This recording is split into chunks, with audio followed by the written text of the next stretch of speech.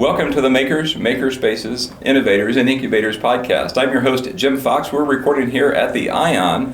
Our guest today is UNU Golf host, and his name is Don. Hello, Don. Tell us about UNU Golf. Give us the 30-second elevator pitch. I tend to be long-winded, so I'll try to keep it short. I had a desire to get better at golf. I spent a lot of time in oil and gas, and my life didn't allow me to.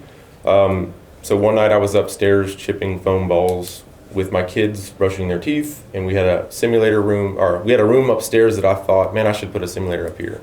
And then I have an amazing wife that I thought, man, she's never going to say yes. I'll have to set it up and tear it down. Then maybe I thought I could use it outside. Then maybe I thought I could use it in a garage. So I couldn't get this idea in my head that if I could do this for me, maybe I could share it with other people, and it would bring golf to other people.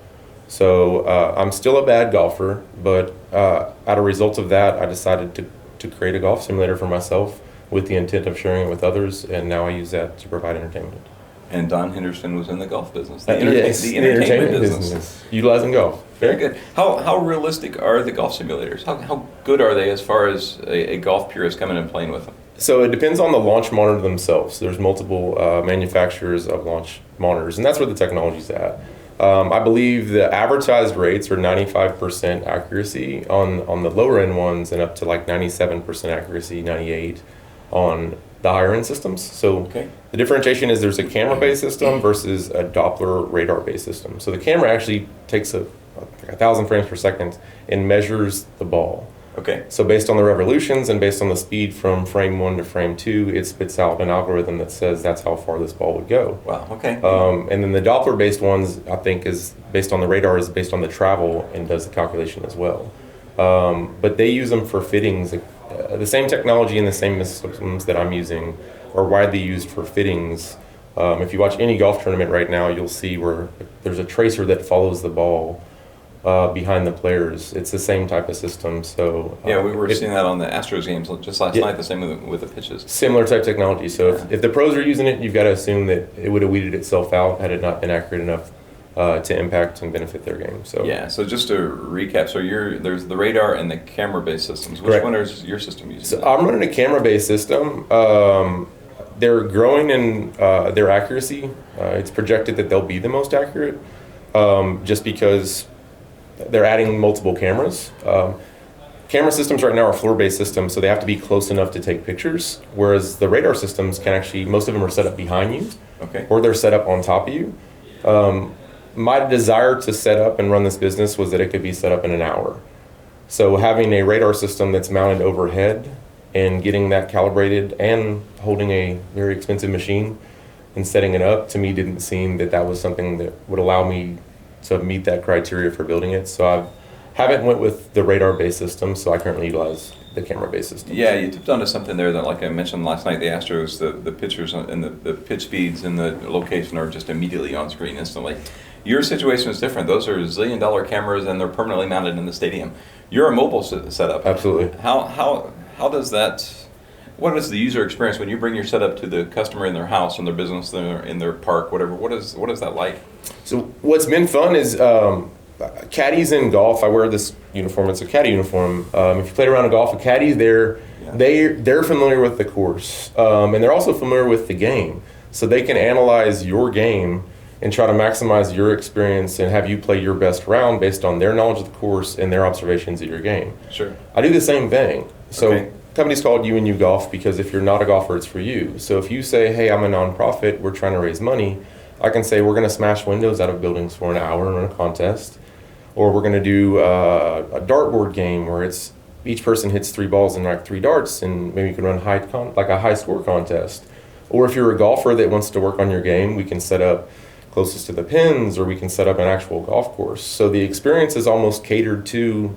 And it's all virtual. You can change the screen to be whatever suits your needs that day. Similar interface to what you would find in a touchscreen video game or iPad. You just want to swap over to doing this versus that, and the caddies can kind of read the crowd, or we just build an itinerary before. So if someone sees it and walks by and says, "Oh no, I'm not a golfer," it's like perfect. I'm not either. You want to smash some windows out of a building?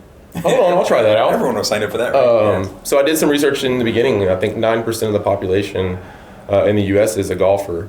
And I was like, man, that isolates 91% of people from this. And Topgolf kind of came out of nowhere. Yeah. In golf, purists didn't even want to claim them, but it's like how many people were introduced to the game of golf or a version that never would have done it had it not been for Topgolf. Yeah, they gamified in a different way than the traditional golf game. And that's what I think I'm seeking to do with UNU. And I'm taking technology that exists and software packages that exist, but creating an experience by almost like emceeing it, in creating like an atmosphere that isn't just, hey, here's something if someone wants to play it. It's like, here's what we're going to do. Here's how long we're going to do it. This team versus that team, and I think that's more of what I've tried to create at UNU. You mentioned the caddies and your outfit there. It reminds me, anyone that watches golf on TV knows that's the Masters caddies. It's the most iconic uniform in golf. Yeah, that is the green letters and the white. That surely wasn't an accident to look like the Masters, right? Absolutely wasn't an accident. I hate that the name escapes me, but I was reading an article, I believe in Sports Illustrated, and it was a guy that was looking for Halloween costume ideas. Okay. And he wanted to go as a golfer, and he wanted his kid to go as a Masters caddy. Okay. And he couldn't find uniforms anywhere, and he's like, surely I'm not the first person that's thought of this. So he kept reaching out, and he stumbled upon someone that would sell them, but I think he had to buy maybe 100. Okay. And he was like, man, I love the idea so much, and I haven't seen it, and if it's that troublesome for me to access, maybe if I find these, there'd be a market for it. So he did it. And then somehow throughout that process, his family members went to church with, I think, Webb Simpson, I believe. Wow. And said, hey, during the Wednesday par threes, kids wear, these uniforms. I've got a lot of these uniforms. If any of the players' kids would want them, let me know. And I think they ordered like 3 or 4 for their kids. And then within 1 year, I think maybe 70-80% of the players on tour that had kids at the Masters Par 3 were wearing them. That's amazing. And I kind of thought, man, I should get my kids these. And my kids more or less said, well, Dad, if we got to wear them, you got to wear them. Because my kids will do charity events with me. And that's kind of how I came up with the idea. And since then, this is what I wear to corporate networking events, anything and everything. I've gotten comfortable in it, and it's similar to FRCs when I was in the oil field wearing jumpsuits all the time. So. Yeah. Well, that's a good transition. You mentioned the oil. So part of the purpose of this podcast is not only to tell and to celebrate the stories of people like you doing entrepreneurial things, but also to for the people that are watching and listening out there, maybe they're not yet where you are. Okay. They want to know how to get there. So let's talk a little bit about the business side. How did you go from oil to a completely different industry, being your own boss? How did that transition occur? Was it scary? Was it nervous? Was it risky? All of the above, and some of it I'm still trying to figure it out. So I felt like I was in the house's money in oil and gas. Like I didn't come from the oil and gas industry, didn't have that in my pedigree, got on and was able to climb the ranks and have a lot of success. I was with a global company and I ran sales and marketing. Okay. So had, I guess, 49 countries that we operated in. So I traveled a whole lot and was gone. And I have a young family. And in 16, when the market kind of crashed, I was brought home to run North America instead of the globe. And at first I looked at it as a nuisance, but it actually ended up being a blessing because I was home more. I got to golf a little bit more because I wasn't traveling international. Okay. And then some good things happened. The market started doing a little bit better, and they actually asked me to go back to my old global role. And we didn't think that was what was best for my family, so I got laid off. Okay. Yeah. So I had a very, very nice severance package, so I was sitting at home, and I didn't want to rush back into oil and gas. I did not have an entrepreneur's bug. Never had the desire in my life, never thought anything of it. But I think that's what a lot of the watchers, viewers, listeners of this show are there as well. That either they don't have it in them or they don't quite know how to take the first step. So hearing your stories is perfect for that, because there's someone out there thinking, how do I do this? I got pushed into it. Like I guess not to get too much on faith, but God has a funny sense of humor, and if He pushes you in a direction, sometimes it doesn't mean if it's your desire, but I kind of felt like I got pushed in a direction to look outside what I was currently doing. So I did a lot of ride-alongs. Like I would meet people and they'd say, hey, this is what I do for a living. And it's like, hey, can I come shadow you for a couple days? Well, what I didn't realize is I was getting around a lot of entrepreneurs. Okay. Like here's an off-road performance shop company. Well, I like big lifted trucks. Maybe I could start a business doing that. And my brain was already around. I did new product development. I did new country entries. I did business development plans. So like that's what I did for corporations, was assessing the market viability, assessing the economics, and understanding whether or not this was viable. You want to build a big product. Is there a market for the product? Is the country available? And that was something I really enjoyed. If I was going to start a pool company, the first thing I'd do was count how many pools are in my subdivision. Yeah, no, that's. You've done this? When did you start? A couple years ago? So I started in 2017, 2018. Okay. And then it went from an idea into like, I have to do this. And then I got a prototype done, I guess in about 3 months in my garage. Okay. Did one event and the event went great. And then I was like, man, I'm going to do this. Had a meeting that led to another meeting where I was going to talk to someone about putting some simulators in West Texas man camps. Like, oh, nice. To do there. Yeah, that's great. So I approached that meeting thinking that's what I was there to talk about. And the C-suite guys that were across the table from me were like, well, what'd you do before this? And I told them, and they're like, will you come work for us? And I was like, no, that's not what I'm here to do. And a blessing and a curse, they made me an offer I couldn't turn down, but I did, because I was like, no, I've got this golf thing.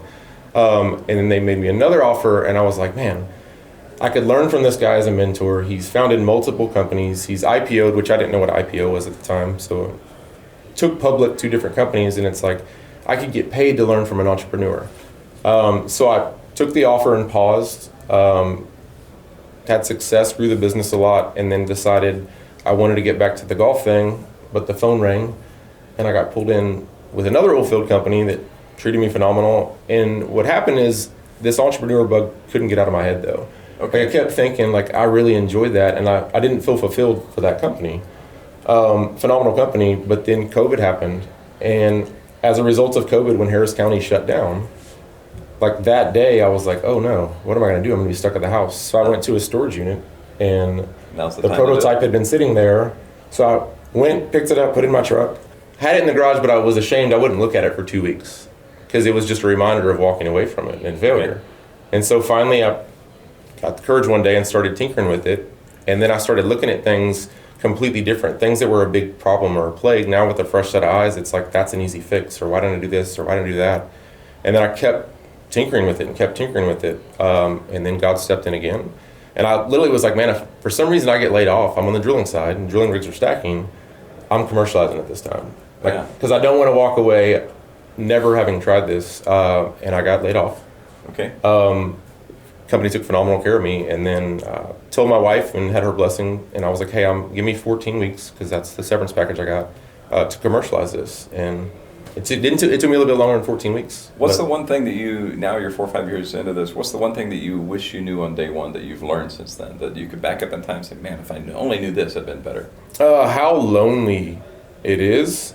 And I wish I'd have sought out peers sooner. Okay. We're in the Ion today, and I didn't have a networking group. I had an oil field networking group, but I didn't have an entrepreneurs networking group. The Ion is great for that, right? There's so many people that are doing completely different businesses, but like-minded. It is. Yeah. It is. It's the most emotionally taxing, most difficult thing that I've ever done. But at the same time, it is the most fulfilling. Yeah. When I was on planes flying to other spots of the world, I mean, I still have a 10-year visa, I think, to China. I mean, I've seen a ton of stuff. And then the first time I saw people smile when I had this unit out there, it's like, oh, I want more of this. But it's tough. You work hard. I'd spend 3 weeks on my hands and knees building something just to fail 3 weeks faster. Yeah. So it's a lonely road, and I think people need to know that going in. And had I known that, I'd have sought out peers within the entrepreneur space a lot sooner. Yeah, that's definitely a good thing to find like-minded people. What's next for you guys? Are you going to franchise this up? Or are you going to expand to different markets? Are you going to hire new people? What's next for you? Phenomenal questions that I don't have answers to yet. Scarcity is a good thing, so I'm continuing to get it out there, and I'm understanding markets better, and which markets I want to go into. But rapid expansion, which I think is very possible, requires capital. And that's something I haven't taken yet. So I'm taking meetings and discussing that now. But just continued expansion into markets is what I'm doing. One last thing, that UNU Golf, it's really important to have a good branding name. If you Google, that's probably it'll come up with you. Yep. What are other names that kind of didn't make the cut, and why? That's important for watchers and listeners. Just branding is so important. Nothing. Like, I hate saying that, but literally the idea came to me. I know I'll get long-winded. We're sitting in church and I'm trying to figure out what am I going to name this? I want it to be inclusive. I want it to be for everyone. So my dad's never played golf. He's intimidated by the game. He's sitting in a chair next to me, and it's like, man, I built it for guys like you. My brother-in-law's a seat over from him, HPD, but just doesn't have time in his life to play golf. I was like, man, I built it for you too. And then my sister's next to him, she's in sales. My wife's next to her, she's in sales. And it's like, I built it for you too. So it's like, I built it for UNU.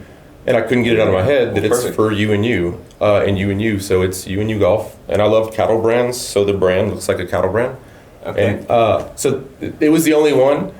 And once I had it, like I couldn't walk away from it. But it perfectly exemplifies what I want to do with the brand, is make it inclusive and for everybody. Yeah, I'm glad you pointed out on your shirt. I can't quite see it from my angle, but when we just say the word UNU Golf to the camera, it's not quite clear how to spell it, but it's literally the letters U and N and U Golf. So, and I love when people mispronounce it.